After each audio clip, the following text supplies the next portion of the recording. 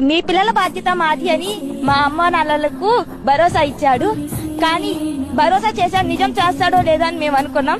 కానీ సంవత్సరానికి 15,000 రూపాయలు మా అమ్మ ఖాతాలో వేస్తూ మాకు అద్భుత రీతిగా మా అమ్మ నాన్నలకు సహాయం చేస్తున్నారు.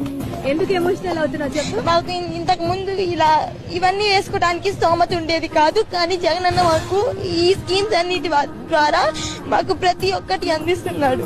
నువ్వు ఇంత ఎమోషనల్ గా మాట్లాడుతున్నావు కదా, ఒకప్పుడు ఇంట్లో చదువొద్దు మనం చదువుకోలేము ఆపేద్దాము అనుకునే పరిస్థితి ఏమైనా ఎదురైందా? ఉన్నాయి. మనం డబ్బులు కట్టలేము ఈ ప్రైవేట్ స్కూల్స్ లో. ఇప్పుడు చదువు వదిలే ఆపేసుకో, ఇప్పుడు ఎవరు చదువుకుంటున్నారు అని అందరూ మమ్మల్ని అన్నారు. కానీ మా అమ్మ నాన్నలు ఎలాగోలా గవర్నమెంట్ స్కూల్లో చేర్పించారు. కానీ అక్కడ సరైన ఫెసిలిటీస్ ఉండేవి కాదు ఇంతకు ముందు ప్రభుత్వం. ఇప్పుడు నువ్వేం చదువుతున్నావు?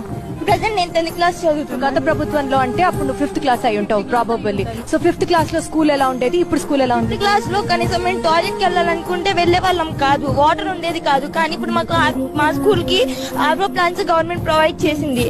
డిజిటల్ ఎడ్యుకేషన్ కూడా మాకు అసలు డిజిటల్ ఎడ్యుకేషన్ అంటే ఏంటో కూడా తెలియదు. కానీ ఐఎఫ్పి ప్యానల్స్ తో మేము మన ఇండియాలో ఎక్కడ ఏం జరుగుతుందో తెలుసుకుంటున్నాం. బాగా డిజిటలైజేషన్ ఎలా జరుగుతుంది అనేది కూడా బాగా తెలుసుకుంటున్నాం.